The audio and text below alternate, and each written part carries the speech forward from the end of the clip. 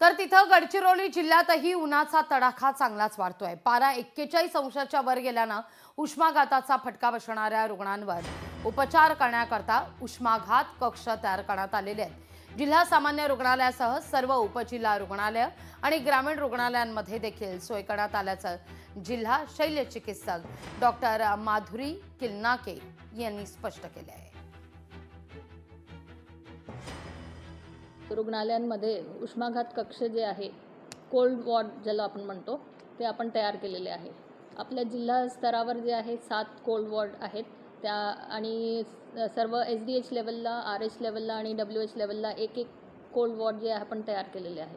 आणि त्यामध्ये पंखे, कूलर, कुठे कुठे AC आणि बर्फाची सोय, पाण्याची सोय आणि सर्व औषधं जे आपल्याला लागतात उष्माघाताच्या मॅनेजमेंटसाठी, त्याची सगळी सोय आपण करून ठेवलेली आहे।